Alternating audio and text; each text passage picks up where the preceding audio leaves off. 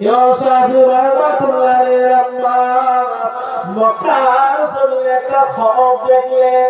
একজন মহিলা মক্কার জমিনে একজন মহিলা একটা স্বপ্ন দেখেছেন। স্বপ্নটা হলো ওনার পেট থেকে একটা আলো বার হয়ে গোটা আসমানটা আলোয় আলোকিত হতে লেগেছে। একজন মহিলা মক্কার জমিনে বাড়ি, ওই মহিলা স্বপ্ন দেখছেন, খবর দেখছেন রাতের বেলা, ওনার পেট থেকে একটা আলো বার হয়ে গোটা আসমানটা আলোয় আলোকিত হয়ে গেছে। উনি যে কাউকে জিজ্ঞাসা না করে এই স্বপ্নের তাবির কি হবে এই জানার জন্য উনি কৌতূহল যে স্বপ্ন তাবির কি হবে। ওই মহিলা জননীরা হেরেম শরীফে অর্থাৎ কাবা শরীফে ইমাম সাহেব মুফতি আইসামদের কাছে চলে গেলেন। স্বপ্নের তাবির তো সাধারণ মানুষ করে না, আলেমে দিনরা করে। এই মহিলা মা জননী মা আর থাকতে না পেরে এই খব স্বপ্নের তাবির কি হবে, খবের মানে কি হবে, পেট থেকে আলো বার হয়ে গোটা আসমানটা আলোয় আলোকিত হয়ে গেছে। জননী মা হেরেম শরীফ কাবা শরীফের কাবা শরীফের মুফতি আজমের কাছে চলে গেছে, কাবা শরীফের ইমাম সাহেবের কাছে চলে গেছে। ও হেরেম শরীফের ইমাম, ও কাবা শরীফের ইমাম, আমি একজন মহিলা, নিজের নামটা বলছেন না, উনি বলছেন একজন মহিলা স্বপ্ন দেখেছে। ওই মহিলা গর্ভ থেকে একটা আলো বার হয়ে গোটা আসমানটা আলোয় আলোকিত হয়ে গেছে। ও কাবা শরীফের ইমাম, ওই মহিলার স্বপ্নের তাবিরটা কি হবে একটু আমাকে বলে দেন। কাবা শরীফের ইমাম জিজ্ঞাসা করেছিলেন, মা ও মা মহিলা মা, যে মহিলা খব দেখেছে, স্বপ্ন দেখেছে, ওই মহিলার গর্ভে কি কোনো বাচ্চা আছে মা? উনি যে নিজে স্বপ্ন দেখেছে, নিজের কথাটা বলছেন, উনি বলছেন একজন মহিলা স্বপ্ন দেখেছে, নিজেকে গোপন রাখছে। ও মা জননী মা, যে মহিলায় স্বপ্ন দেখেছে ওই মহিলার গর্ভে কি কোনো বাচ্চা আছে মা? মহিলা এসে উত্তর দিয়ে বলেছিলেন, ও মক্কা শরীফের ইমাম, ও মুফতি আজম, হ্যাঁ ওই মহিলার গর্ভে একটি সন্তান আছে। বলার সঙ্গে সঙ্গে কাবা শরীফের মুতাওয়াল্লি, কাবা শরীফের ইমাম, কাবা শরীফের মুফতি আজম ওই সময় বলেছিলেন, মা ও মা মহিলা মা, ওই মহিলাকে একটু সতর্ক সাবধান থাকতে বলবেন। কেননা আগামী প্রজন্মে ওই মহিলার গর্ভ থেকে আল্লাহ যে বাচ্চাটা দুনিয়ায় ভূমিষ্ঠ করাবে, ওই বাচ্চাটার দ্বারা আল্লাহ পাক জগতে সমাজের একটা বড় খিদমত নিয়ে নেবে।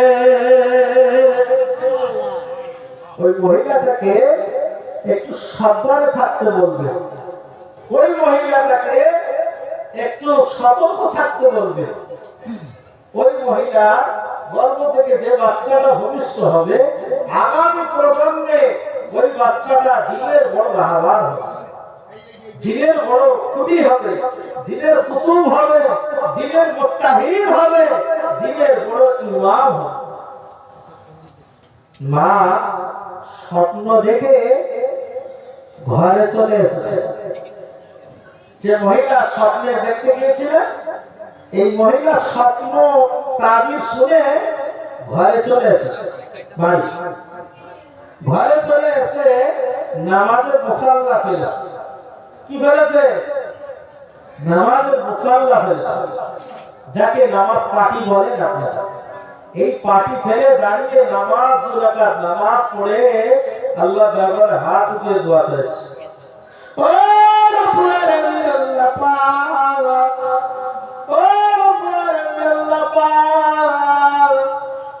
স্বপ্ন যেন আমার সফল হয়। আল্লাহ পাক যে স্বপ্ন আমি দেখেছি আমার স্বপ্ন যেন সফল হয়। আমার মায়ের নামাজ পড়ে পেটে বাচ্চা এসেছে, জননী মা যে মুফতি আযমের কাছে স্বপ্ন ব্যাখ্যা শুনে পাটি ফেলেছে, ওই দিন থেকে যতদিন বাচ্চা ভূমিষ্ঠ না হচ্ছে ততদিন একত্র নামাজ খাওয়া হয়। জোরে বলুন আমার মায়েরা। আমি তো মাগরিবের আলহামদুলিল্লাহ আমার মায়েরা ভালো, মাগরিবে যখন আযান হয় আযানের পরে আমি আল্লাহু আকবার তাকবীরে তাহরিমা বাঁধে দিলাম, ও আল্লাহ মেম্বার চাপা দিয়ে শুধু মেয়েদের আওয়াজ। ওরা একের তো পড়ে না, মায়েরা কত নামাজ পড়ে আল্লাহ ভালো জানে। ভালো বাচ্চা নেবে, ভালো বাচ্চা নিতে গেলে এই মহিলা তিনি স্বপ্নে তাবির দেখেছে, আগে বলো কি হতে চলেছে দেখে। মা জননী দোয়াছে করে যান, ও রব্বুল আলামিন আল্লাহ পাক স্বপ্ন যেন আমার সফল হয়। আল্লাহ পাক স্বপ্ন দেখেছি, স্বপ্নটা যেন আমার সফল হয়। 7 মাস 8 মাস 9 মাস যেতে যেতে আল্লাহ তার চাঁদের মতো ফুটফুটে একটা পুত্র সন্তান আল্লাহ দিয়ে দিলে।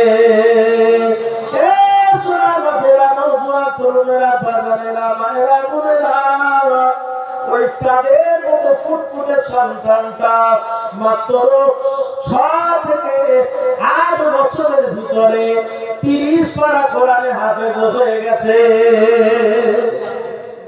হবে না? 8 বছর বয়সে ছেলেটা 30 পারা হাফেজ কোরআন হয়ে গেছে। মা দোয়া চাইছে, মাকে এখনো পাটি ছাড়েনি। 8 বছর বয়স হয়ে গেছে, কোরআনটা ভালো করে মজবুত করেছে, ছোটস্থ করেছে, মানে ইয়াদ করেছে। 10 বছর বয়স হয়ে গেছে, মক্কা শরীফে 10 বছর বয়স হয়ে গেছে। মা ছেলেটার নাম দিয়েছিলেন শাফি। কি নাম? শাফি। নাম শোনেন না? নতুন নাম মনে হলো শাফি। 4 ইমামের এক ইমাম, ইমামে আযম আবু হানিফা, ইমাম মালিক, ইমাম শাফি, ইমাম হাম্বলি। 4টে মাযহাব, 4 মাযহাবের 4টে ইমাম। ইনি একজন ইমাম, যে বাচ্চাটা আজকে কোরআনে হাফেজ, ইনি হলেন ইমাম শাফি রাহমাতুল্লাহ। ওনার আম্মা দোয়া চেয়েছেন, আল্লাহ আমি যে স্বপ্ন দেখেছি আল্লাহ আমার স্বপ্ন যেন সফল হয়।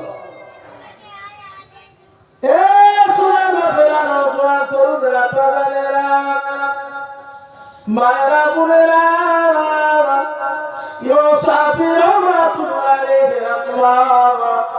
দোয়া চাইছে আল্লাহ স্বপ্ন যেন আমার সফল হয়। বেটা ইমাম শাফি মাকে কিছু বলছেন না, মাকে বললে মা যেতে দেবে না। ইমাম শাফি রাহমাতুল্লাহ আলাইহি 10 বছর বয়স হয়ে গেল, হাফেজে কোরআন হয়ে গেলে। হুজুর আমার মক্কার জমিন থেকে এবারে মদিনার জমিনে যাবে। ইমাম মালিক রাহমাতুল্লাহ আলাইহির কাছে উনি একজন ইমাম, ইমাম মালিক রাহমাতুল্লাহ আলাইহির কাছে যাবে এই হাদিসে কোরআনের তাফসীর শিখতে, হাদিসের মুহাদ্দিস হতে। শিক্ষকের কাছে যাবে, ওই শিক্ষক তার বাড়ি হলো মদিনার জমিনে। ইমাম মালিক রাহমাতুল্লাহ আলাইহির দরবারে চলে যাচ্ছেন, মাকে কিছু না বলে।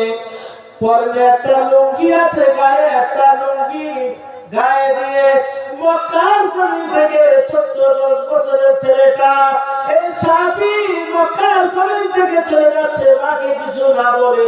মাকে বললে মা হয়তো যেতে দেবে না, এই কারণে মাকে বলছেন না। যেতে না যেতে রাস্তায় বার হচ্ছে, দেখলেন একটা ঘোড়সওয়ার। ঘোড়সওয়ার বুঝেন তো? ঘোড়সওয়ার ঘোড়ার পরে একজন সাদা পরিহিত পোশাক পরে একজন ঘোড় সাওয়ার দাঁড়িয়ে আছে। এ ছেলে কোথায় যাবে?